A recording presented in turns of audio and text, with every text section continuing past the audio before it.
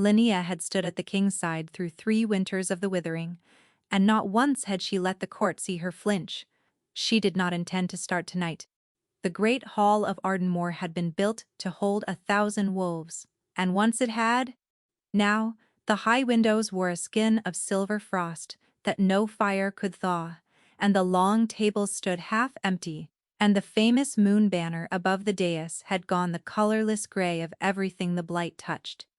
Linnea kept her spine straight, and her hands folded, and her face calm, because calm was the only thing she had ever truly owned. A foundling learned early that stillness was a kind of shelter. If you did not move, perhaps no one would remember you were there to be sent away. Emeric sat beside her on the black throne, and even with the shadows pooled beneath his eyes, he filled the hall, the way storm filled the valley, king of Halvarin. The wolf who had held the western passes alone when the passes should have fallen. She had loved him before she had any right to, back when she was nothing but the girl who carried water to the kennels. And she had gone on loving him after the bond surfaced between them like a second moon rising, and named her his mate before the whole astonished court. She loved him still. That was not in question. What was in question lately was whether love had ever been the point. The doors opened. The cold came in first, the way it always did now.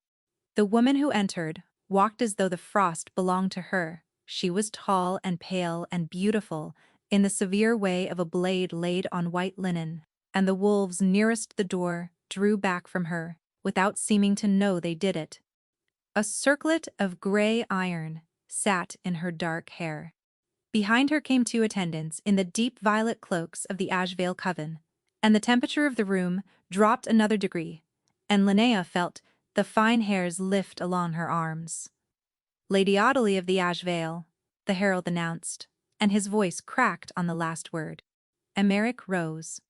Linnea rose with him because that was what Aluna did, and she watched the stranger cross the hall and stop at the foot of the dais and incline her head with a courtesy as cold and exact as a thing measured out by ruler. "Your Majesty," Audley said. "I come as my mother bid me." "The terms still stand." "They do." Emeric's voice gave nothing away. It never did. 3 years Linnea had spent learning the small dialect of that voice, the half-degree warmings and coolings most people never heard, and tonight she could read nothing in it at all, and that frightened her more than the cold. "The hall is honored." He turned. He looked at Linnea, and for one breath something moved behind his gray eyes, something that might have been grief or might have been a trick of the failing light. Then it was gone, and he spoke to her the way a king speaks to a subject in front of every soul in Halvarin who still had the strength to attend. Linnea, only her name, and the whole hall leaned toward it. The Ashvale bring the only remedy our healers could not. A binding of the old blood to the throne, a marriage to halt the withering before the next thaw fails entirely. A pause, the length of a falling leaf. "I ask you, as my Luna, to welcome Lady Audley into this house, to stand beside her, to bless what must be done for the sake of every wolf still breathing in this realm." The hall went so silent she could hear the frost ticking on the glass. She understood, distantly, that she was supposed to feel surprise. She did not. Some buried patient part of her had been waiting 3 years for exactly this. For the moment the bond proved a clerical error, for the day the keep remembered she was the kennel girl in borrowed silk, and quietly corrected the mistake. She had braced for it the way you brace for a wound you have already been told is coming. It still went all the way through her. Aluna welcomed. Aluna did not refuse her king before the court. "Of course, Your Majesty," Linnea said, and her voice came out steady, and she was proud of that, fiercely and bitterly proud. "The way you are proud of the one good thing left when everything else has been taken. The house is honored." She even smiled. She turned to Audley, and she smiled, and she saw something flicker across the other woman's pale face, something that was not triumph, that looked almost like apology, and Linnea filed it away without understanding it, and let it go. There would be time to understand things later, she thought. When there was no court watching to see whether the kennel girl would weep, there was always, in the end, time to understand the size of a wound once you were alone with it. That was the one luxury the keep had never been able to take from her. She had welcomed a great many things in 3 years as Luna, refugees from the ruined eastern holdfasts, news of fields lost and rivers turned, the slow understanding that her king was being eaten alive by a duty too large for any one wolf to carry, and that she could not lift 1 ounce of it from him no matter how she tried. She had learned to make her face a calm harbor for other people's storms. She made it one now, for the whole hall, while the storm broke quietly behind her ribs, and no one saw the water rise. Somewhere a musician remembered he had been hired to play. Emmerich sat back down on his black throne and did not look at her again. And that, more than the words, was the thing that finally told her the truth. He could ask her to welcome another into her marriage and meet her eyes, while he did it. He could not look at her afterward. A man only refused to look at the thing he had broken. Linnea stood through the rest of it. She accepted the careful, pitying glances of the council. She let old Hesper press a cup of warmed wine into her hands, and hold her gaze a beat too long, the healer's clouded eyes saying something Linnea did not have the strength to hear. When the night bell tolled the 3rd hour and the hall began at last to empty, she walked the cold corridors to the royal chambers, with her head high and her hands folded, and she did not let one tear fall, not one, until the door was shut behind her and the latch had clicked home. Then she sat on the edge of the great bed she had shared with the king of Halvaran, and she pressed the heels of her hands to her eyes, and she made no sound at all. When she lowered her hands, the decision was already there, fully formed, as if it had been waiting in the dark for her to find it. It surprised her how little it hurt to look at directly. She would not stand beside the woman who was meant to replace her and smile, while the bond between her and Emmerich was slowly, kindly, lawfully unmade. She would not become a sad fixture in her own home, a thing the court stepped around. She had spent her whole life learning to leave a room. Before she was asked to, she would simply leave this one first. By dawn, before the keep woke, before he could look at her with that careful grief and explain in his measured king's voice why her heart was a reasonable price for the realm, she would be gone. Linnea looked at the frost spreading its slow silver feathers across the window, and she began, very quietly, to plan her own disappearance. The night was the longest she had ever known, and she spent it, saying goodbye to a man who was asleep, 3 doors away, and would not know she had gone until the bell rang dawn. She did not pack much. A foundling owned little that was truly hers, and Linnea found she wanted none of the things the keep had given her, not the silver-gray Luna's gowns, not the jewels Emmerich had laid in her lap their first winter before the withering had hollowed him, when he had still laughed in the dark and traced the line of her shoulder as if he could not believe she was real. She left those folded in their cedar chest. They had never quite felt like hers, to begin with, and now she understood why. She took a traveling cloak, plain wool, the kind a healer's apprentice might wear. She took the small purse of coins she had saved without ever admitting to herself what she was saving it for. She took bread and a flint, and the worn satchel of remedies Hesper had taught her to mix in the years before the bond, back when Linnea had been useful instead of decorative, back when being useful was the whole of what she had to offer, and she had offered it gladly, desperately, to anyone who would let her, because a girl who earned her place could not be sent away. Could she? Could she? And she took the hairpin. It was the only thing she had carried out of the foundling years, a slip of carved bone worn smooth as river glass, found tucked in the blanket she'd been left in on the keep steps 22 years ago. She had no memory of the hands that had wrapped it. She had decided long ago that those hands had not wanted her either, and that this was simply the shape of her life, to be set down and walked away from, and that the only dignity left was to learn to do the walking herself. She pinned her hair with the bone pin, and pulled up the plain hood and stood in the middle of the chamber she had loved. and she let herself feel it all, once, for the length of 3 slow breaths. The smell of cedar and storm iron that was his and had become, somewhere in 3 years, the smell of safety, the dent in the pillow, where his head had lain 1,000 nights with hers beside it. The window where they had stood the night, the withering first crept over the eastern fields, his arm around her, his voice low against her hair. "We'll hold it, we hold everything," and she had believed him because she had been a fool, and because being a fool in his arms had been the happiest she had ever been. 3 breaths. Then she let it go. There was one thing left to do, and it was the hardest, and she made herself do it the way she had made herself do every hard thing in her life. Quickly, and without looking too long. From around her neck she lifted the lunary, the pale moonstone pendant that marked her station, the one object in all of Halvran that said this woman is the king's chosen and the realm's mother. It had hung against her heart for 3 years. It was warm from her skin. She held it a moment in her closed fist, and then she crossed to his side of the bed, the empty side, and she laid it on his pillow where he would find it in the morning. No note. She had no words that would not either beg or accuse, and she would do neither. She had welcomed his other queen with a smile. She would grant him the same mercy, now the mercy of no scene, no plea.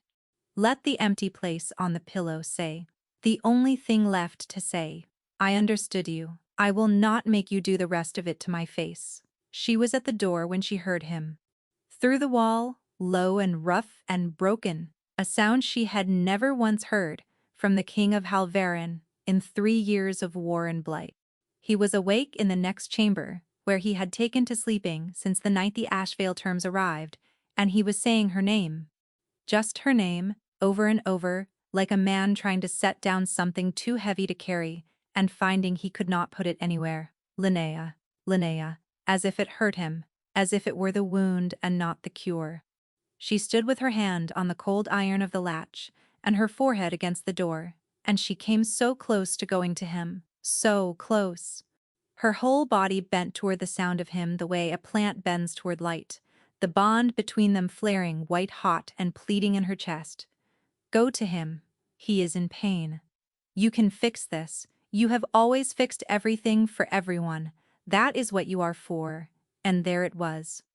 That is what you are for. The truth, she had spent 3 years not saying. She was the girl who made herself useful so she would not be left.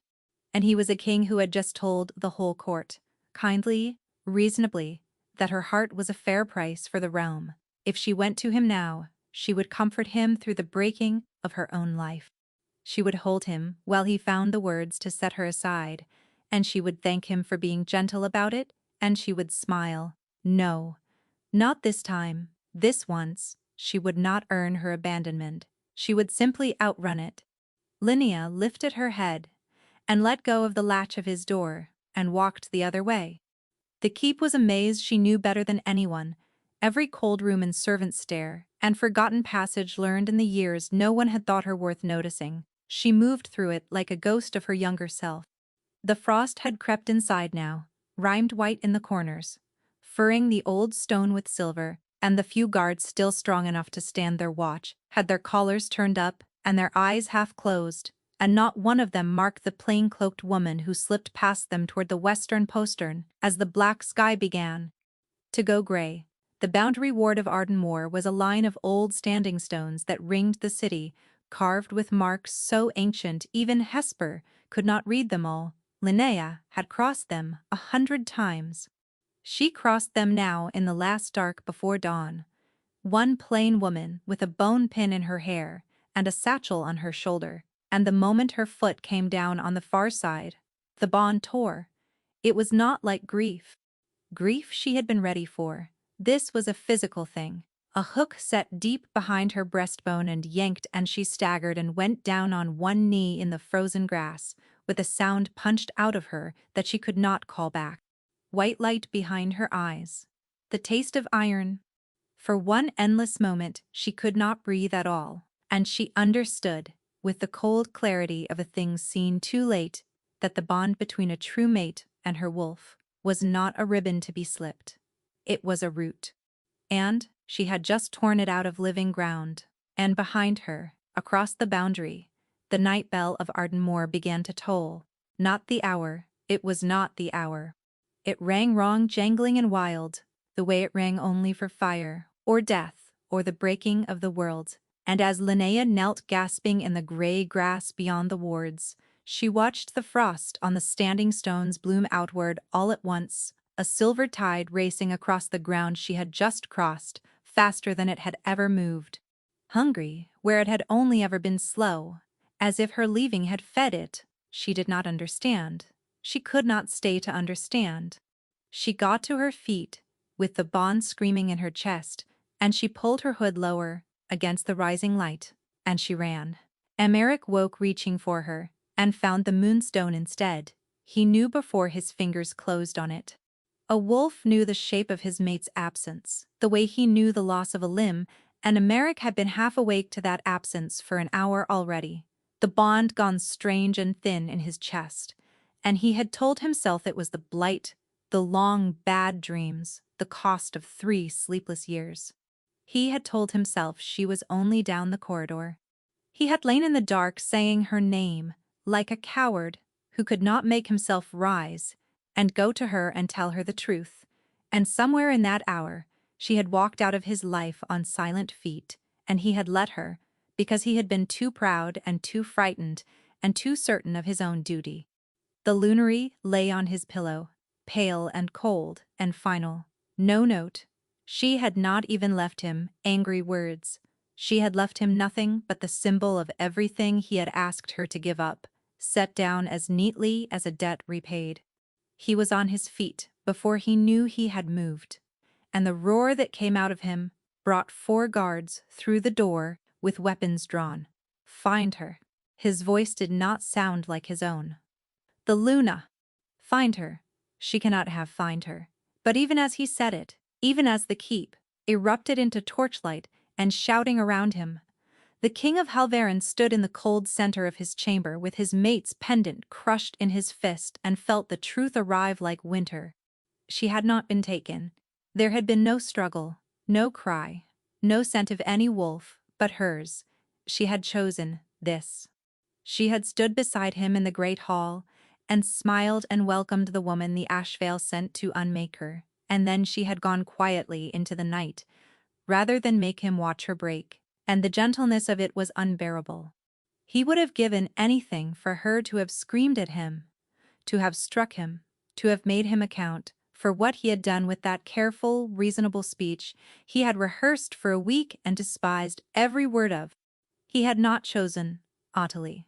Did she not understand that he had never once chosen Ottilie? The memory came whether he wanted it or not.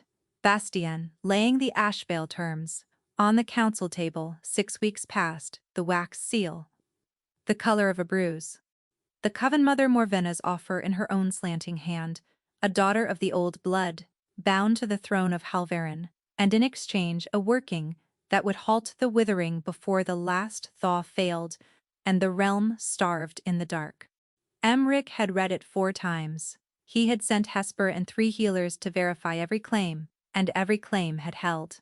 The blight was beyond their craft. It was beyond any craft in Halvarin. The Ash Veil alone had the old workings, and the Ash Veil would not give them for gold or fealty or anything, but a binding of blood to blood, a marriage, a second crown.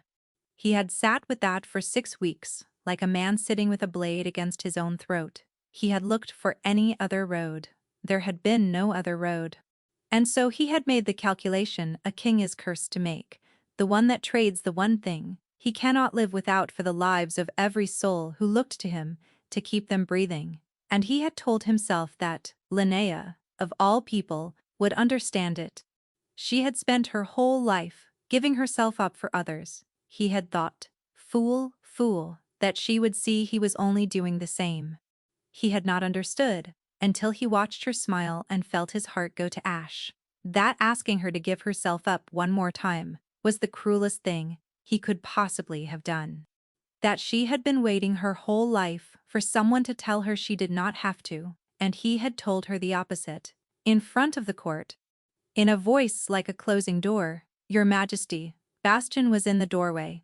His beta's calm cracked straight down the middle.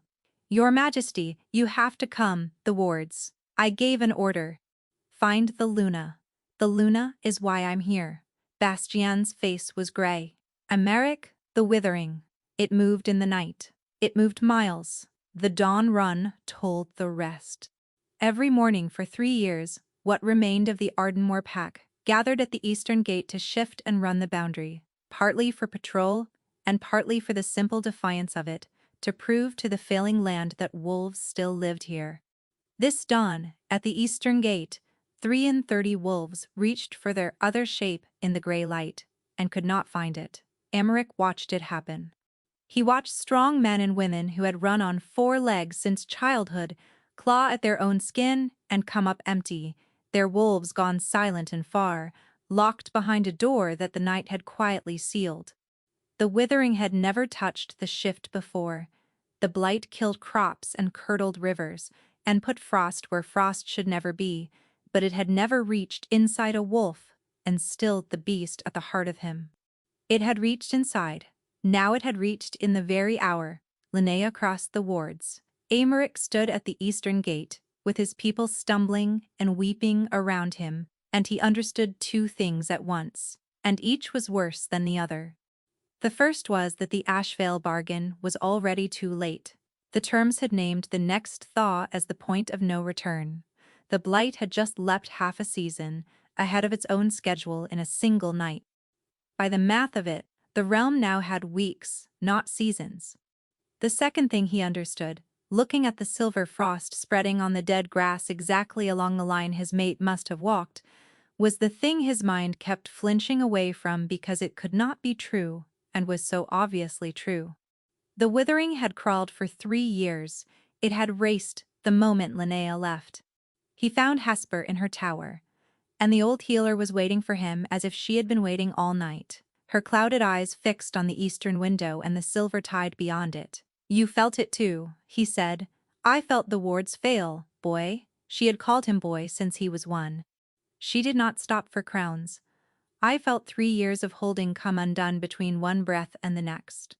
And I felt something else, something I have not felt in this keep since long before your grandfather's time," and it walked out the western gate at dawn. Hesper turned from the window, and her ruined eyes found his face with the uncanny precision of the half-blind.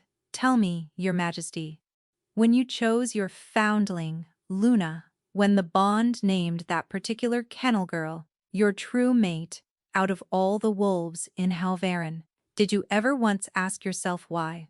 Emeric stood very still.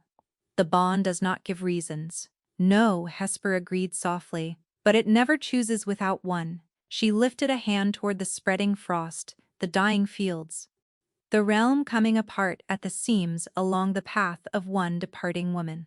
"You have spent 3 years and very nearly the soul of this realm, hunting a remedy for the Withering across half the world. And this morning, the remedy put up her hood and walked out your western gate, and the blight has been eating the ground behind her ever since." Trying to follow, her hand dropped. "You did not need the Ashvale, you stubborn, grieving fool. You never needed Audley at all. You sent away the only thing in this realm that the Withering is afraid of." The night bell tolled the hour, clean and right, into the silence that followed. And outside, far to the west, the frost crept on, after a plain-cloaked woman who did not yet know she was being chased by the death of the world. The salt harbor town of Tindral sat at the very western edge of the realm, where the land gave out into cold grey water, and the people there had a saying, that Tindral was where Halvarin came to forget. Linnea understood the appeal within a day. No one in a place built on leaving asked a newcomer where she had come from. She gave the name Wren at the boarding house on Gull Street, because it was plain and small and forgettable, all the things she was trying very hard to be. She said she was a healer's apprentice, traveling to find work, which was true enough that it didn't catch in her throat. The woman who kept the house, a broad, weather-cured wolf named Sepha, with gray threaded through her braid and eyes that missed nothing, looked at her a long moment over the candle, and then named a price for a week's bed that was lower than it should have been, and said only, "You'll want the back room." Quieter. "Looks like you've not slept." She had not slept. She did not say so. A rhythm came together faster than she expected. The way it always did for her, because making herself necessary was the oldest reflex she owned. Within 3 days, half of Gull Street knew that the quiet new woman at Sifa's could bring down a fever and set a fishhook wound and mix a tincture that actually worked, and would do it for coppers or for nothing at all if the household was poor enough, which most of them were. Linnea worked from before light to after dark, and was glad of it. When her hands were busy, she did not have to feel the other thing, the thing that lived behind her breastbone, now where the bond had been, the raw, torn place that ached worse with every mile and every day, as if some part of her were still back at the boundary stones on its knees in the frost. She told herself it would fade, ons, faded, everyone said so. She had heard the old wolves speak of faded bonds her whole life, the dull, permanent grief of a mate lost, and she had thought, when she planned all this, that she could simply outwalk the worst of it and let the years sand it down to something she could carry. She had not known it would feel like this.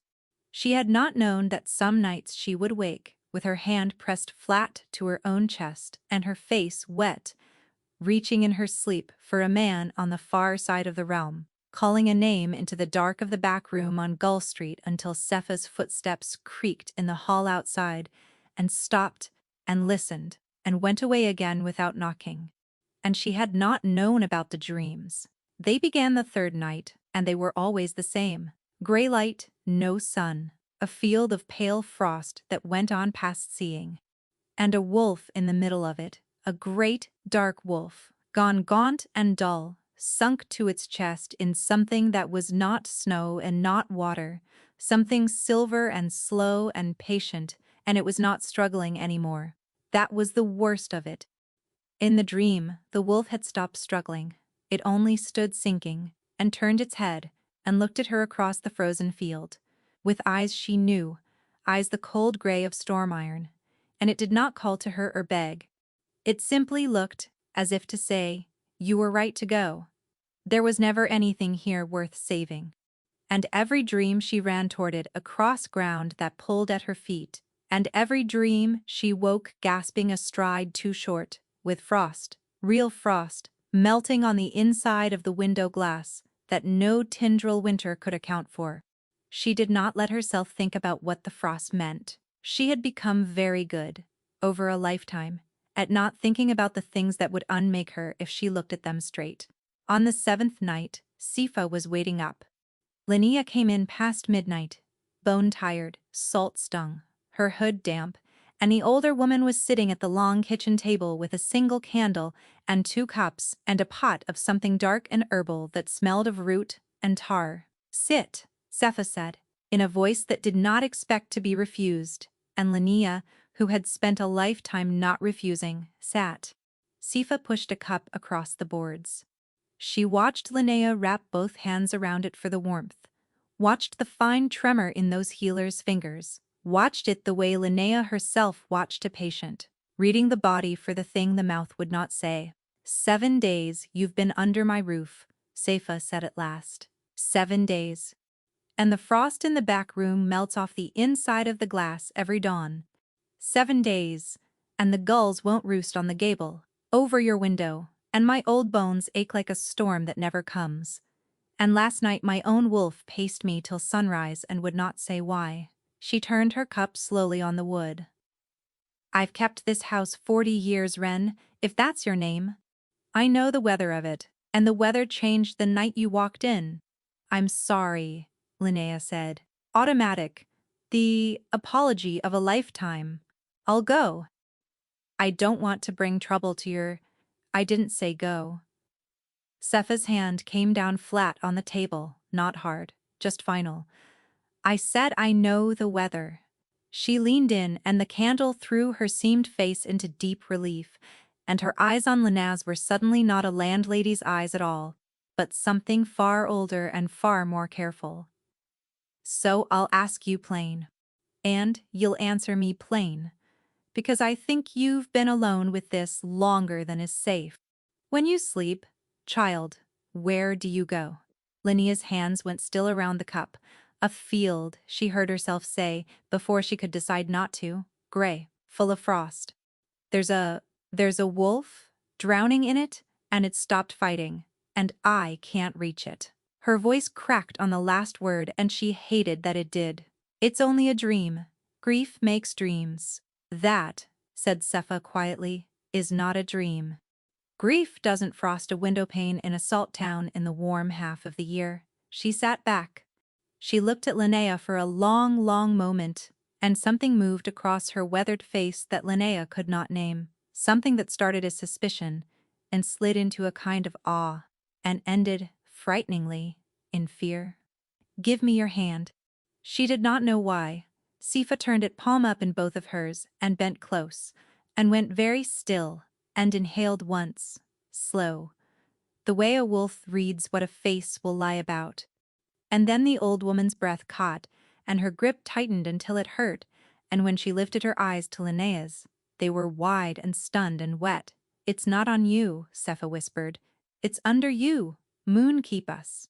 I haven't scented moon like that since I was a girl, since before the wards were sealed, since the night they buried the last of...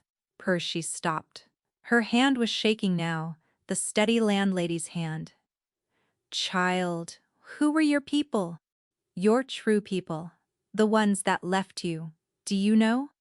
Do you know what you are? I'm nobody, Linnea said, and it came out of her flat and certain and worn smooth by 22 years of saying it, the truest thing she knew about herself.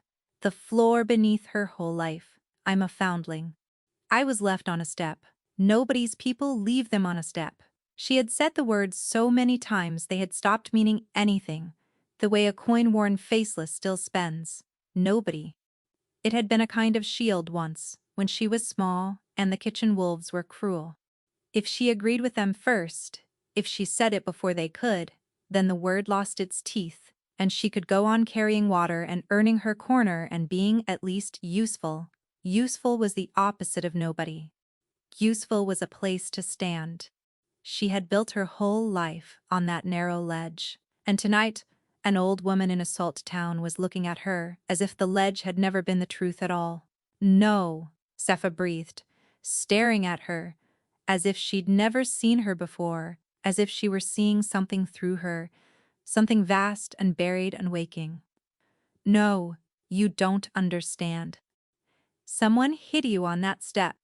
There's a difference, and it is the whole of the difference, and someone with the old wards still in their blood, someone spent themselves hiding you so well that even you would never know. Her grip crushed Linnea's fingers.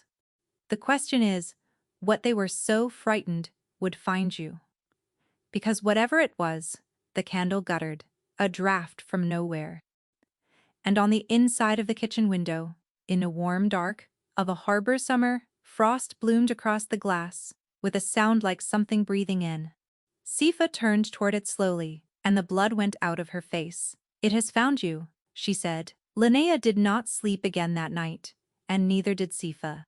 They sat at the kitchen table until the candle drowned in its own wax, and the harbor outside went from black to the bruised pewter of a tendril dawn, and Sifa talked, low and steady, the way a person talks who has carried a thing alone for a long time and is half afraid and half relieved to set it down. She spoke of the old lines, the ones that had warded the realm before there were kings to take the credit. She spoke of blood that did not light a fire, but smothered a cold one, the only blood the cold covens had ever truly feared. And she watched Linnea, the whole time, with that new frightening care, as though Linnea were a coal someone had told her not to let go out. Linnea heard perhaps half of it. The other half of her was still standing at the window, watching frost bloom in a warm season, understanding for the first time that the thing she had spent a week refusing to look at had been looking back at her the entire time. I can't be what you're saying, she said, when Sifa finally ran out of words. A person would feel a thing like that inside them, not if someone made very sure you wouldn't. Sifa's hand found hers across the boards. That's the cruelty of it, child. A thing hidden well enough stops being a thing you can find, even in your own chest. You'd have felt nothing but the hiding, and the hiding would have felt like she stopped, choosing, like being small, like being nobody. Like a door that stays shut because you were taught it was a wall. Linnea pulled her hand back. She did not mean to. Her body did it for her, the old flinch, the one that had kept her alive in the kennels. And she hated that even now, even here. It was the first thing she reached for. I'll not ask you to believe me, Sifa said, rising. I'll only ask you to watch. Watch the glass at dawn. Watch whether the cold that's eating the realm reaches for you, like a thing that wants you, or shies off you, like a thing that's burned. Your blood will tell you what your ears won't. She banked the dying fire. The cold doesn't hunt nobody's child. It's been 3 years slowing in this realm, and no healer alive could say why. And a week ago the why put on a plain cloak and walked out a western gate. Whatever you are not nobody. The whole dying realm is proof of it, if you'd only turn around and look. That night, when she could finally not stay awake any longer, the dream came worse than it had ever been. The frost field, gray and endless. The dark wolf sunk to its throat in the silver, no longer struggling, but this time Linnea got close. This time the pulling ground let her come within arm's reach before it caught her feet, and this time, when the wolf turned its storm-iron eyes to hers, she understood what she was looking at, and the understanding nearly stopped her heart. It was not a symbol. It was not grief wearing a shape. It was him. His wolf, the true beast at the center of the King of Halvarin, dragged down into the cold and drowning by inches, and the bond she had torn was the rope that had once held it up, and she had cut that rope herself at the boundary stones and walked away. I'm sorry, she said to the drowning wolf, and the frost swallowed her voice. I didn't know it was real. The wolf only looked at her, sinking, with terrible patience. You were right to go, its eyes said. The way they always said. There was never anything here worth saving. And the silver closed over the line of its back, and Linnea woke with a scream, lodged behind her teeth, and her own hand pressed flat and useless against her chest, against the torn place, against the man she could feel dying 400 miles to the east. She was not the only one awake that hour. Far to the east, in a keep-going silver at the edges, the King of Halvarin stood fully armed at the head of the western stair, and prepared to abandon his throne to look for one woman, and his own council was trying to stop him. You cannot ride out, Bastian had planted himself across the doorway, which told its own story. The pack can't shift. Half the eastern holdfasts are frost to the roof trees. If the people see their king run for the western road in the middle of this, you will break what's left of them, and I will not. Then they break. Emmerich's voice was a cold and final thing. I made a calculation 6 weeks ago, Bastien. I weighed her against the realm, and I chose the realm, and I told myself I was being a king. I was being a coward with a crown. The calculation was wrong. He pulled his gloves tight. Hesper says the withering follows her. Then I follow her too, and where she is I keep the cold off her. And if that costs me Ardmore, then Ardmore is the price, and I will pay it gladly, because I have already paid the one price. I cannot survive. Your Majesty, a third voice from the dark at the foot of the stair. Quiet. Cold. Frightened. Audalie stepped into the torchlight alone. She had shed the gray iron circlet. Without it, she looked younger and far less certain. A tall, pale woman, with her hands knotted white in her skirts, and Emmerich's first thought, ugly and immediate, was that here was the face of the thing that had driven his mate into the night, and his hand was halfway to the dark before he mastered it. Hear me before you hate me. Audalie said, you will want to do both. Hear me first. He did not move. That was as much grace as he had. My mother did not send me here to save your realm, Audalie said. She sent me here to finish killing it. The words came fast now, like something pulled loose. The withering is hers. It has always been hers. There is no remedy in the ashvale, because the ashvale are the wound. She seeded the cold into your land 11 years ago, a working slow enough that no healer would call it anything but bad seasons, patient enough to drain you white over a decade, until the great wolf realm of Halvarin would trade anything. For a cure, it did not know it was buying from the very hand that struck it. She drew a shaking breath. The marriage is not a cure. The marriage is the lock. Bind my blood to your throne and your true bond severs forever. Your wolf passes to her keeping, and the old power of this crown becomes hers to spend. I was not sent to be your queen, your majesty. I was sent to be the key that turns in you. The hall was very quiet. Somewhere the frost ticked on the glass. Then why tell me? Emmerich said. Because I saw your Luna's face in that hall. Audely's voice cracked clean across. And I have spent my whole life in my mother's house, and I have never seen my mother afraid of anything. Until she heard the name of the foundling girl you'd bonded. Until she understood who had been standing at your side this whole time, warding her working without even knowing she did it. Audely stepped closer, and now there were tears standing in her pale eyes, and they were real. My mother hunted a bloodline out of the world 4 generations ago, root and branch, because it was the one blood her cold could not cross. The sable moon. She thought she'd ended it. And then, a king bonds a kennel girl out of nowhere, and the withering she has nursed for 11 years suddenly slows, and she cannot understand why. Until she learns where you found your mate. A breath. She has known for a month, your majesty. The welcome you asked of your Luna in that hall, the request that broke her heart and sent her running, my mother, put that into your mouth. She needed the sable seed away from your throne and out past your wards alone, where the masking on her blood could finally fail, and her own working could find her at last. Emmerich stood without breathing. He had built his whole life on the belief that a king's choices were his own, that whatever he had done wrong, he had at least done freely.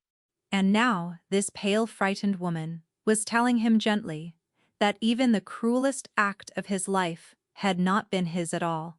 He had looked his own beloved in the eye and broken her, and he had not even owned the breaking. You did not lose your mate to your own coldness, Audely said, very gently, which was the worst of all. You were moved, like a stone on a board. And so was she, and so was I. And my mother is no longer waiting. She wiped her face with the back of one hand, queenly even now. She knows the Luna left the wards. She sent her huntresses west at dusk, 11 of them, riding the frost roads where the cold runs fast. You will not outride that, your majesty. They left while you stood here arguing about whether you were allowed to want her. For a long moment, the king of Halvarin did not move at all. Bastien, in the doorway, had gone the color of ash. Somewhere below them, in the failing, keep a child, was crying, thin and exhausted, and no one could comfort it, because comfort had grown scarce as warmth. How long ago was dusk? Emmerich said at last, and his voice had changed. The grief was still in it, but under the grief something had gone very quiet and very hard. The thing that had held the western passes alone. How long, Audely? 6 hours. Perhaps 7, and you came to me instead of riding with them. He looked at her truly, for the first time. At the woman he had been told to take to wife. Why? Tell me true, and tell me fast, for I am about to do a thing that cannot be undone. And I would know whether you're at my back or hers. Audely lifted her chin. Because my mother has spent me my whole life the way she spends the cold. And I find I would rather be spent on this, whatever it costs. She drew a breath. I'm at your back, your majesty. Now ride, before the thing you love is past the saving of either of us. He rode. Sepha knew, the moment Linnea came down the stairs gray-faced at dawn, that the time for half-telling was over. She sat Linnea down. She barred the kitchen door, drew the shutters against a harbor going strangely quiet, and poured no tea. because tea was a comfort for small troubles, and there was nothing small left. Then the old woman folded her scarred hands on the table and told the foundling Luna the whole of what she was. There were 4 old lines once, Sifa began, before the kings, before the covens learned to set their cold so deep. Lines that didn't carry war in the blood, but balance. The strongest of them was the sable moon. They were the still ones, where the cold covens lit a hunger that ate warmth out of the world. The sable smothered it, the way a hand closes over a candle. They never ruled. They didn't want to. They only stood between generation on generation, so that the cold could never take more than its share. Her clouded eyes fixed on Linnea's face. The Ashvale hated nothing in this world the way they hated the sable moon. Because every working the Ashvale ever cast, the sable could unmake by simply being. No spell, no fight. Their nearness was the cure. That isn't me, Linnea said. Her voice had gone very small. Sifa. That is a story about heroes, and I am a girl who carried water. You think the sable were heroes. They weren't. Sifa almost smiled. Heroes ride out. The sable did the opposite. They stayed and endured and made themselves small enough to live unnoticed among ordinary folk, because a candle that smothers a cold fire does its best work, close and unseen. The most powerful blood in the realm, and they survived by making certain no one ever looked at them twice. She let that sit. Does that sound like a stranger to you? Or does it sound like a girl who learned before she could walk that the safest thing in the world is to take up no room at all? Linnea said nothing. She could not. 4 generations back, Sepha went on. The Ashvale stopped hating the sable and started hunting them. Quiet, patient. The way they do everything. They emptied the sable holdfasts and called it accident. They fouled the sable wells and called it plague. They hunted that bloodline down the years until they were certain past all doubt, that they had put out the last candle of it. She paused, and her voice dropped. But one of the sable was clever, at the very end. One of them had a child too small to hide in any holdfast, in any far country, in any place a coven would think to look. So she did the only thing left. She hid the child in plain sight, among the lowest and the most forgotten, on the steps of the grandest keep in the realm, where the great and the watchful would step over the bundle 100 times a day and never once look down. Sepha reached across and laid one rough finger, very lightly, against the bone pin in Linnea's hair. And she spent the whole of her own life in the working that hid you. A masking so deep it didn't only blind the world to what you were, it blinded you, so that you could never give yourself away. So that you would grow up certain, all the way to the floor of your soul, that you were nobody at all. Linnea sat very still. Something was happening in her chest, something cracking along a seam she had not known was there. That's the cruelty I couldn't say last night, Sepha said softly. The woman who hid you loved you enough to die doing it. And the price of that love was that you'd spend your whole life believing you weren't worth the keeping. You weren't left on that step, child. You were saved there. But saving and abandoning feel the same to a baby in the cold, and you've been paying the difference your whole life without ever knowing there was one. The seam in Linnea's chest gave way, and she put her face in her hands and wept, not prettily, not quietly, the way she had never once let herself weep in the keep, and Sifa let her, and did not tell her to stop, and did not call it weakness, and that was its own kind of breaking open, and as she wept, her whole life turned over in front of her and showed its other face. The kennel master who had told her a foundling should be grateful for any roof and ask for nothing, and she had asked for nothing for 22 years. The older girls who had taken her share of the bread and her place by the fire because some animal part of her was certain that to take up space was to invite being thrown out of it. The way she had loved Emmerich from the shadows, for 2 whole years before the bond, never once imagining he might look back, Because girls like her were the furniture grand lives were lived in front of, not the lives themselves. The way that even his, she had gone on making herself small and useful and pleasing, braced every single day for the keep, to remember its mistake. She had thought all of that was simply true.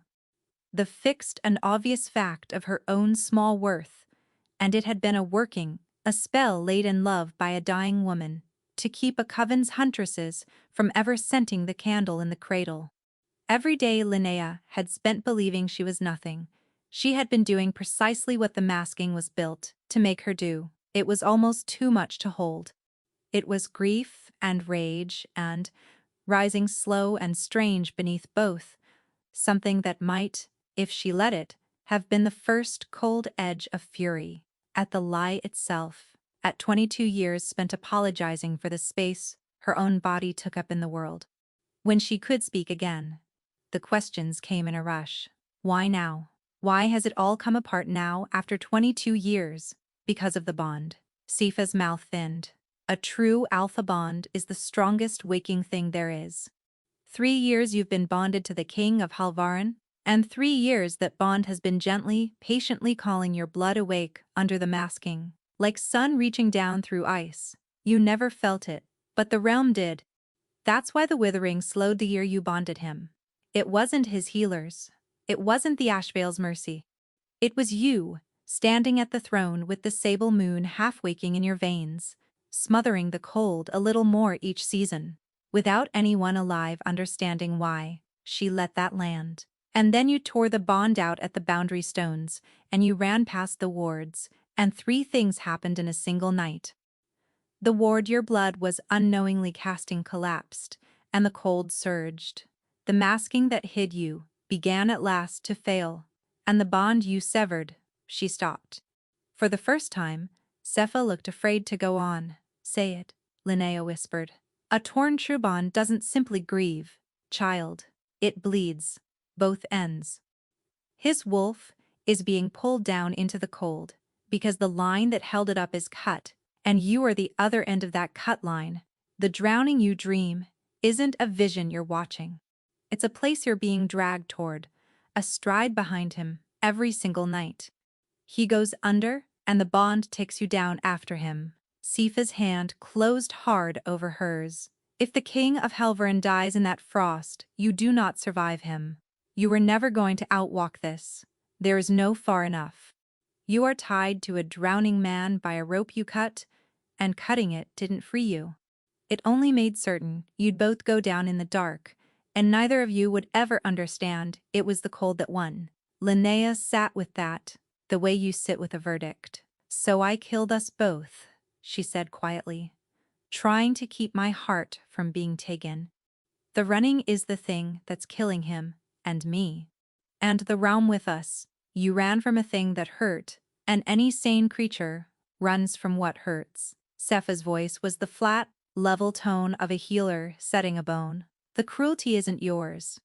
It belongs to the woman who made you certain that being set aside was simply your due, so that the day a king set you aside, you'd do the rest of the coven's work for them, and leave. You were never running from Emmerich.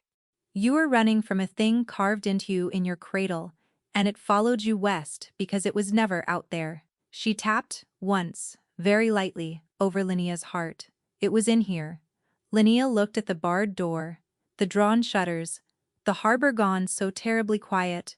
She thought of the dark wolf, turning its patient eyes to hers. You were right to go.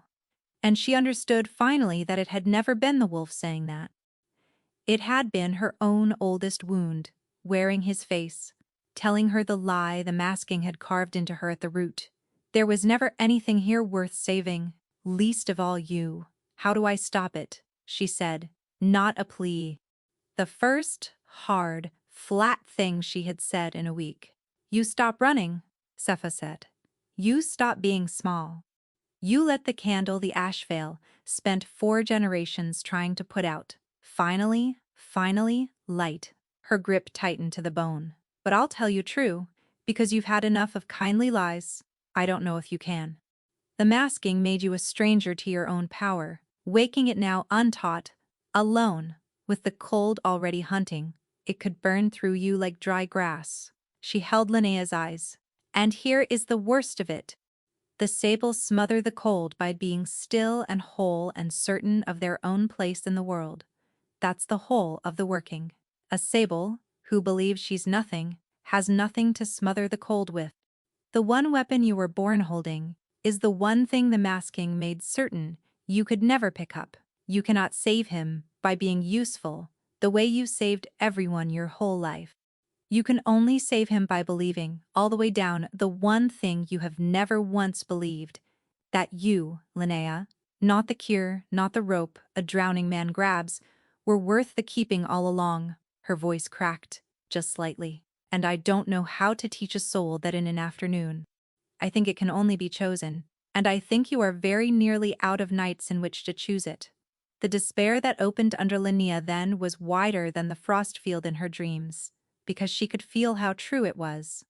Run, and they died. Stay, and wake the power untaught, and likely burn out and die.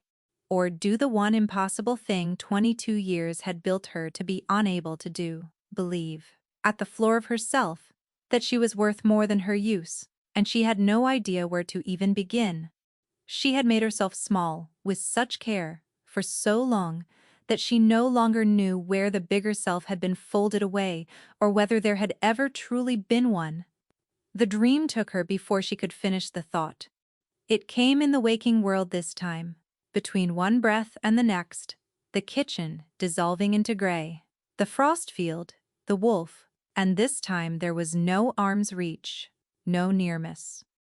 This time the silver was already closed over the dark wolf's head, only the last of it sinking, the storm-iron eyes going dim beneath the cold, and Linnea screamed his true name into a place where her voice had never once carried, and it carried. The wolf's eyes found her through the silver, held, for one impossible instant, something that was not despair.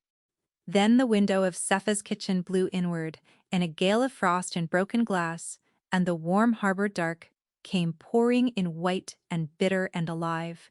And out in the silent street, 11 pale riders sat their mounts in the wrecked dawn. Emeric had ridden 4 days and slept none of them, and somewhere on the third night his wolf had begun to die in him. He felt it go the way a man feels a fire bank, down in a room he cannot leave, the warmth withdrawing, the shape of himself growing distant and cold. The shift was gone now even from him, the king, the strongest wolf in Halvarin. When he reached for the beast at his center, he touched only frost and a great patient silence. He should have turned back. A wolf cut off from his wolf was a dying thing. But the bond, frayed to a single screaming thread, ran west and faintly down, like a fishing line gone taut over a dark edge, and Emeric followed it the only way left to him, on a foundering horse, on the cold roads, toward the salt smell of the sea.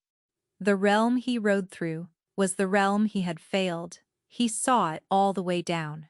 Holdfasts he had feasted in as a young alpha stood frost-locked and silent, their hearths white with rime, their people gone east to crowd the warmer holds or simply gone. Orchards he remembered heavy with autumn fruit stood as fields of black glass, every branch sheathed in ice that would never melt. Once at a frozen crossroads, a knot of refugees recognized the device on his ruined cloak and fell to their knees in the snow, and an old man caught at his stirrup and asked, with a terrible patient hope, whether the king had found the cure at last, whether the cold would lift, whether his grandchildren would see a green spring. And Emeric, who 6 weeks ago would have answered, with grim and kingly reassurance, looked down at the old man's hope, and could not lie to it any more. I sent the cure away, he wanted to say. I held it in my arms for 3 years, and I called it a kennel girl, and I let a witch put words in my mouth, and I drove it out into the dark. The cure has a name, and I broke her heart in my own great hall. He said none of it. He pressed his last coin into the old man's hand, and rode on. And the shame of it rode with him, and it was a colder thing than the wind. This was what duty had bought.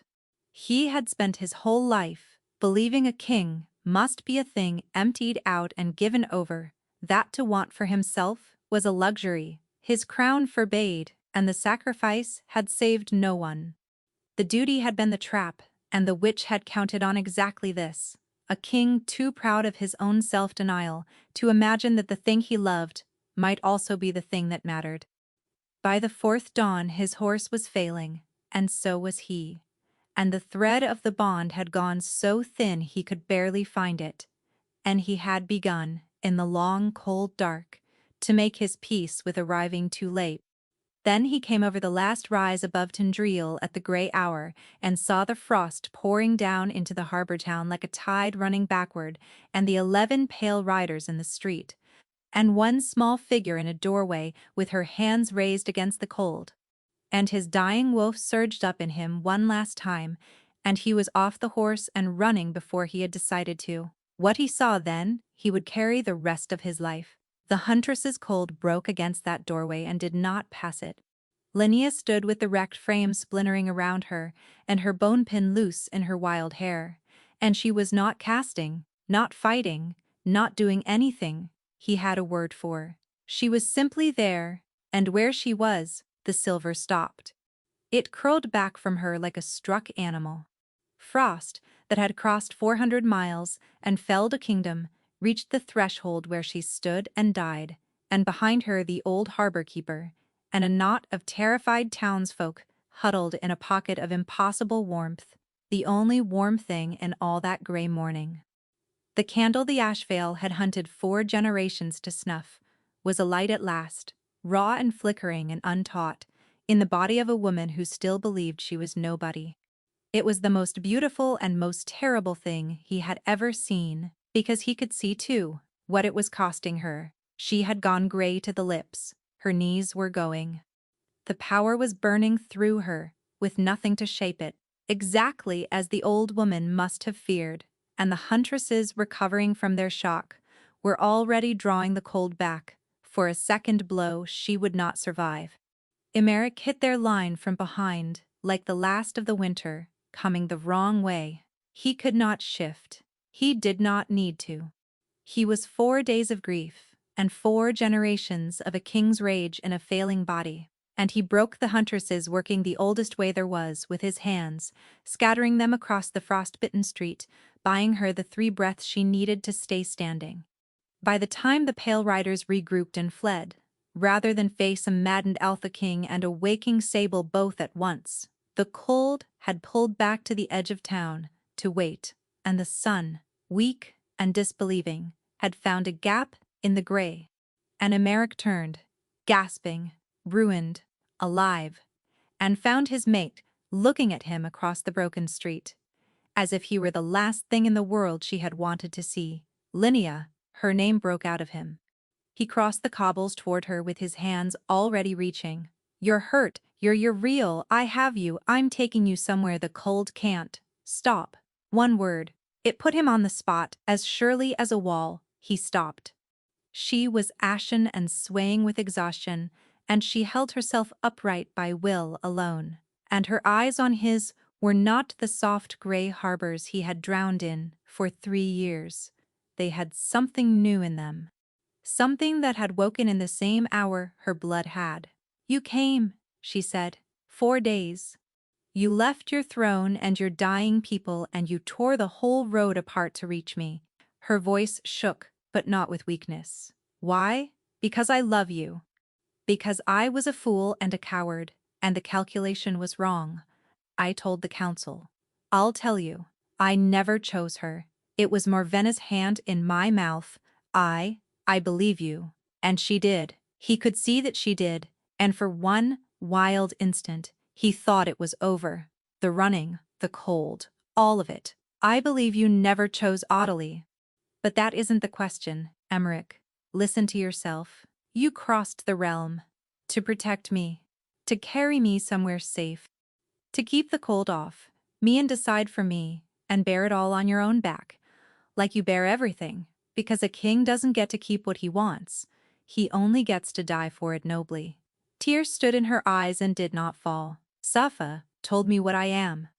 She told me, the withering is afraid of me, that I'm the cure, that I'm the only thing that can save your wolf and your realm and you. Her voice dropped to something terrible and quiet. And there it is. There's the thing I've been running from my whole life and never had the word for. You don't want me, Emmerich. You need the thing I am. The useful thing. The cure. And I have spent 22 years mistaking being needed for being chosen, because being needed was the closest a nobody ever got, and I am done. I would rather we both go down honest in that frost than spend one more day being the thing that's loved for what it can give. That isn't. His voice failed him. He tried again. Linnea, I came west before Hesper ever told me what you were. I rode out of that. Keep believing you were only a kennel girl I had wronged. And I would have torn the same road apart to reach you if you'd had no power at all, if reaching you had cost me the crown and the cure and everything. You believe that. I think you even believe it true. She said it almost gently, and that was worse than anger. But I can't afford to believe it, Emmerich. Today, this hour, with the cold at the edge of the town, and the whole realm dying on, whether I'll wake up and be your remedy. Today there is no way on this earth for you to want me that isn't also needing me, and no way for me to tell the two apart. Every tender thing you say to me right now is a thing you also desperately require to be true. Her chin came up. There was frost drying pale on her lip, and she had never looked less like a kennel girl. I only just learned, 2 nights ago, that being unable to tell the difference between being loved and being useful was a wound somebody carved in me on purpose. I will not let the most important question of my whole life be answered on the one day when you'd say anything to keep me alive. So what would you have me do? It came out of him raw. Watch the cold take you to spare your pride? Let you die in a doorway to prove a point about how I love you? No. And now the tears did fall. 2 of them, and she let them. I'd have you go find another way to save your realm, one that doesn't run through me. Because if there's no way to save Halvarin that doesn't need the Sable Girl, then you'll never know if you came for the woman or the cure, and neither will I. She stepped back from his reaching hands, 1 step, and it cost her something he could see, and she did it anyway. And if it truly has to be me, then let it be me choosing it. Freely. On a day when I'm not the only thing standing between you and the grave, let me be the one who decides I'm worth offering, instead of the one who gets spent because there was no one else. That's all I've ever wanted, I think. To be chosen on a day I could also have been refused. She turned. She walked back to the broken doorway, to Sepha, to the warmth her own waking blood had made, and she did not look back at the king of Halvarin, standing wrecked and reaching in the ruined street. And behind them both, at the frostbitten edge of Tindril, the cold gathered itself in the shape of a tall woman in a gray iron circlet who had come at last to see the sable seed with her own eyes, and was smiling, because a sable that would not be saved was a sable already halfway lost. Morvenna came up the frostbitten length of Gull Street, the way winter comes over a mountain, without hurry, certain of its welcome. She did not look like the end of a realm. She looked like a tall, handsome woman in late middle age, gray iron at her brow, her violet cloak unstirred by the wind that flayed everyone else. And when she stopped in the center of the broken street and surveyed them all, the wrecked king, the burning girl, the expression of a craftsman come to inspect a long and patient work, and finding it exactly as designed. There she is, Morvenna said.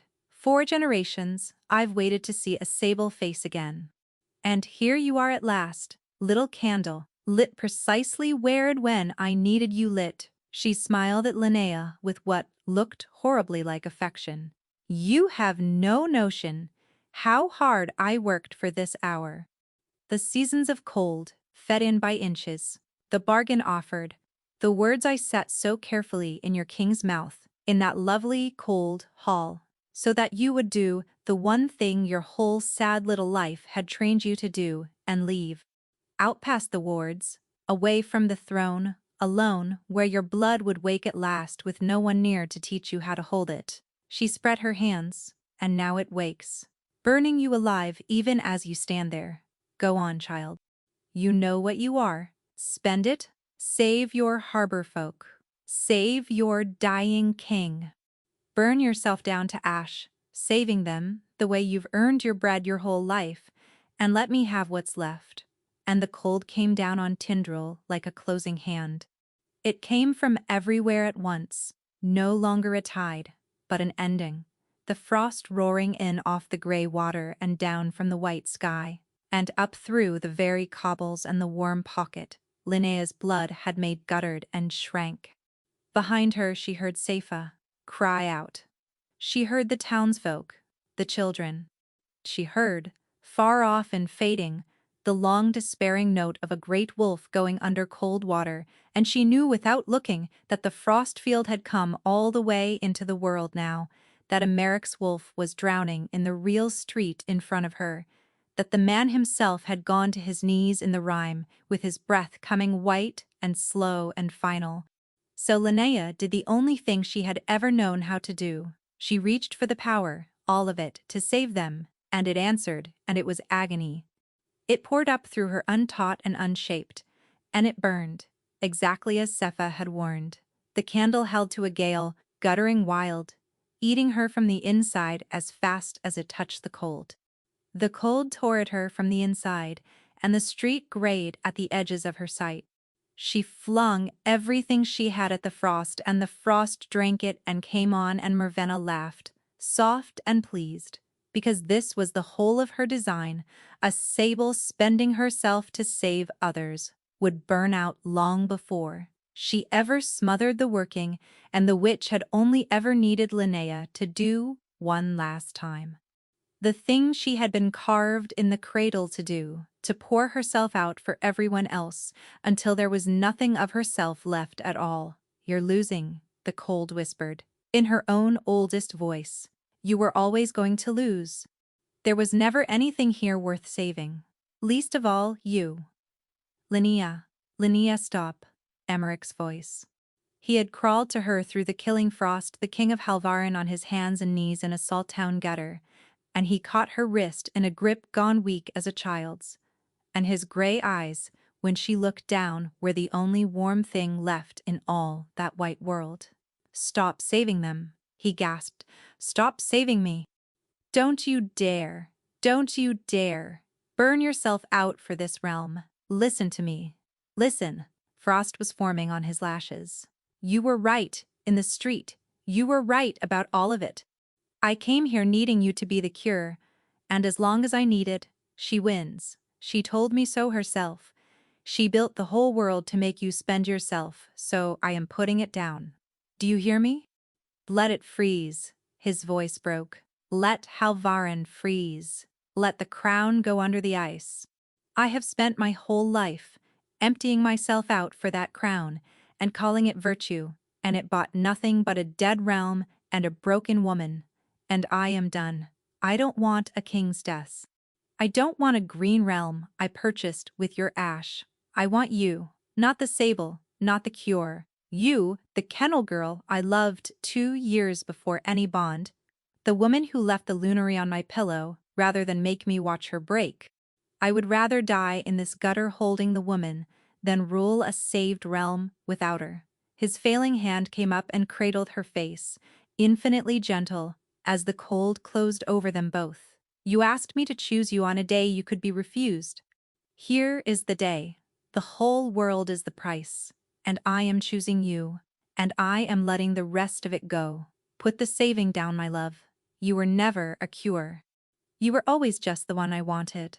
And something in Linnea, some last buried root the masking had wrapped 4 generations deep, finally, quietly, let go. Because here was the thing she had never once had in 22 years. Not need, not use, not a place earned by what she could give. A man with the whole world in the balance, choosing the woman over all of it, choosing her on the precise day she was most useful, and refusing the use, and wanting only her. The lie the dying woman had sealed into her cradle to keep her alive had one flaw. one single flaw, and Morvenna, in all her patient genius, had never found it. A sable could be made to believe she was nothing, right up until the moment someone proved, past all doubt, with the world itself as collateral, that she was worth more than anything she could do. Linnea stopped reaching for the power. She stopped fighting. She stopped for the first time in her life, trying to earn the right to exist. And she simply was. The sable moon woke in her, then, and it was nothing like the burning. It was stillness. It was a candle lit in a windless room. It was a woman standing at the center of her own life, certain at last of her place in it, taking up exactly as much room as she had always been owed, and never once allowed. She did not throw the power at the cold. She did not fight it at all. She only stood, whole and chosen and unafraid, and where she stood, the cold could not be. The frost did not retreat. It ended. All at once, everywhere, like a held breath, released. Down Gull Street, off the gray water, out across 400 miles of frozen realm, 11 years of patient cold simply ceasing to be, because the one blood that unmade it by existing had finally, fully, decided that it deserved to exist. Morvenna's smile fell away. "No," she said. "No, you spend it. You don't." She reached for her working and found it gone, unmade, smothered, like a candle under a still hand, and she rounded in fury on the pale daughter at the street's edge. Audibly. "The binding. Turn the key, you wretched girl." "No, mother," Audley said quietly. She had shed the last of the violet. She stood straight in the new warmth, and she was weeping, and she did not move toward the king. "I have been your key my whole life. I am putting myself down too." She looked at the woman who had spent her like coin. "Be cold then, since it's all you ever loved." And Morvenna, with her 11-year working unmade, and her last key turned against her and nothing left in all the world to feed the cold she had become, froze. Not into ice, into stillness. The frost she had ridden so long took her the way a tide takes, a thing that has forgotten how to swim, quietly, completely, and then a salt wind came up warm off the harbor, and there was only a scatter of gray rime on the cobbles where she had stood melting already in the strange new sun. Americ was still on his knees in the gutter. Linnea sank down to him and took his cold face in her warm hands, and felt the bond she had torn at the boundary stones come knitting back between them. Root finding, root, his drowning wolf, surfacing at last out of a frost field that no longer existed. He shuddered and gasped, and the warmth came back into him in a rush, and he pressed his brow to hers and wept, and she held the king of Halvarin in the melting street, and did not this time feel one bit like furniture. "You chose me," she whispered, wondering, "on the day you could have refused." He managed. "I just didn't have the courage to let the realm hear it until I'd nearly lost the right." His arms came round her, sure now alive. "Stay, not because I need you, because I want you. There's a difference. You taught it to me in a gutter." She kissed him. Then, in the warmth her own whole heart had made. And far off, across a thawing realm, the first green woke under 4 years of ice. The cold broke in an hour. The realm did not heal in one.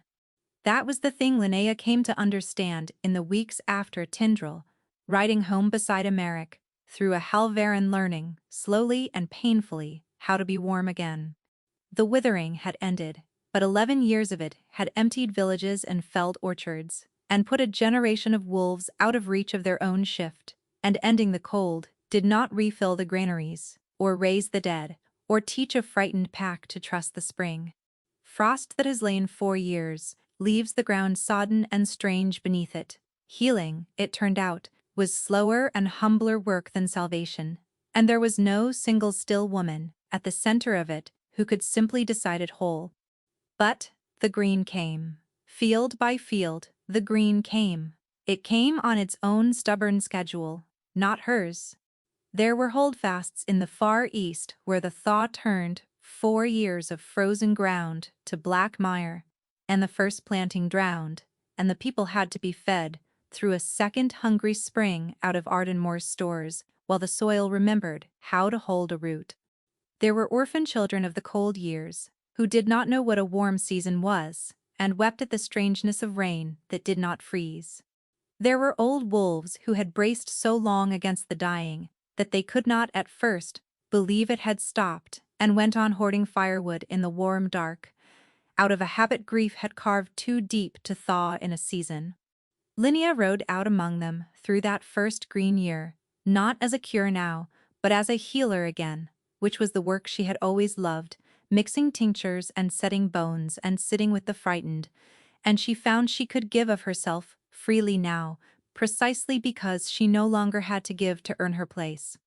That, it turned out, was the whole difference. A gift given from fullness and a gift given from fear look the same from the outside. They are not the same at all from within. The shift returned to the pack first, the morning they crossed back into the home valleys, 33 wolves who had clawed at empty skin for a season, suddenly finding the beast at their center, waiting, patient, never truly gone. And the howl that went up from the eastern run that dawn was a sound Linnea knew she would carry to the end of her life. Emeric stood at the gate and listened to his people find their wolves again, and the man who had ridden west, emptied of his own beast, wept openly, a king without apology, and no one thought the less of him. He had stopped, somewhere in that gutter in Tindril, believing a crown required a hollow man. He wore it differently now, lighter, and somehow more. The court was harder. She had braced for that, the old reflex. Riding through the gates of Ardenmoor, with every eye upon her, the foundling Luna, who had vanished without a word, who had come back not as a rescued bride, but as the last living daughter of a bloodline out of legend, with a dead realm thawing in her wake. They did not know what to do with her. The whispers followed her down the halls she had once carried water through, and the old animal part of her flinched toward the corners, toward smallness, toward the safety of taking up no room, and then she found she simply would not anymore. She had stood at the center of the ending of the world and decided she was owed her place in it, and a corridor of murmuring nobles was a very small cold beside that one. She walked the middle of the hall, she held her head up. She let them look. The room she took up was hers, bought and paid for in a salt town gutter, and she would not be giving 1 inch of it back. They'll get used to it, Emeric murmured against her temple, the night they hung the moon banner again above the dais, its colorless gray gone back to deep midnight blue now that the cold no longer leached it. And if they don't, they may take it up with their king, who is unreasonably, irreversibly fond of his Luna, and intends to remain so out loud, where the whole court can hear it, for the rest of his natural life. The new footing took its own learning, for both of them. He had spent a lifetime. Certain a king must want nothing for himself, and the habit did not die easily. She would catch him, sometimes, swallowing a wish before it reached his mouth. Deciding alone, reaching for the old hollow virtue out of pure reflex. She learned to catch his hand when he did it, and wait. And he learned to let the wish come out into the open air, where she could hear it. And she had spent a lifetime certain that to ask for a thing was to invite being refused it, and so for a long while she asked for nothing, until one evening he set down his pen and looked at her across the firelit solar and said plainly, "You haven't wanted anything out loud in a month. I notice, I always notice. Now want something, anything. I should like to give you a thing you simply asked for, instead of a thing you earned." It was such a small sentence. It undid her entirely. "The west window," she said at last when she could. "In the morning the light comes in cold there. I should like a chair in it anyway, to sit in, for no reason. Doing nothing useful at all." "Done," said the king of Halvarin, as though she had asked for the moon, and he had it in a drawer, and the chair was in the window by the next dusk, and Linnea sat in it most mornings thereafter, and did nothing useful, in the cold, clean light, and learned, slowly, that she was allowed.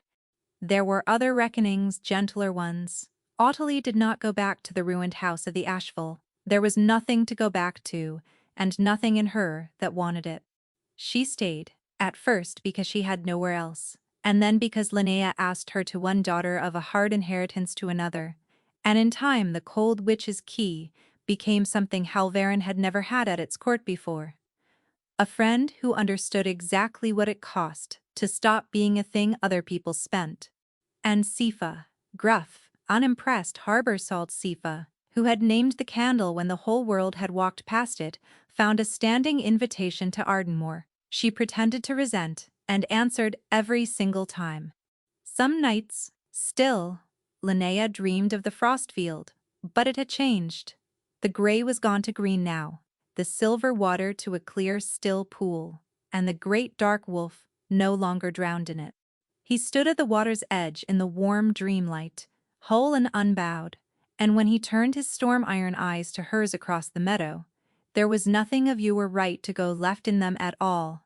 There was only welcome. There was only home. She always walked to him, in the dream, and she never woke a stride too short again. A year on, Ardmore held a feast in the great hall, and the high windows were open to a warm gold evening, and not one of them wore frost. Linnea stood near the dais and let herself notice it, the way she had taught herself to notice good things now, on purpose. The way she had once noticed only exits. The hall that had been half empty and gray was full and loud and warm. The moon banner was its true, deep blue. Somewhere, a musician played because he wanted to, not because anyone had to be distracted from the cold. Children, she had once fed through a hungry spring, chased each other between the long tables, shrieking, warm, careless of a winter they were already half forgetting. And the woman at the king's side did not stand braced for the keep to remember its mistake, because there was no mistake, and she had finally, all the way down, stopped waiting to be sent away. Emeric found her hand without looking, the way he always did now. In his other hand was the lunary, the pale moonstone she had left on his pillow a lifetime ago, the night she'd granted him the mercy of no goodbye. He had carried it ever since. He held it out to her now, not as a king bestowing a station, but as a man returning a thing that had only ever been hers. "You don't have to wear it," he said. "You were never the cure, and you were never the furniture, and you are certainly not a thing this crown gets to keep by right. So I'm not putting it on you, I'm asking. Stay, not because Halvarin needs its sable, because I want my wife. On a day." And here the king of Halvarin smiled. The slow, rare smile she had crossed a dying realm to keep. "On a day you could still refuse me." Linnea looked at the moonstone, and at the man, and at the warm, bright hall that had once been the coldest room she knew. Then she reached up herself and fastened the lunary at her own throat, where she had decided it would hang, her choice, her place, her room in the world, taken up at last to its full and rightful size. "On every day," she said. "I just like being asked." And she stayed,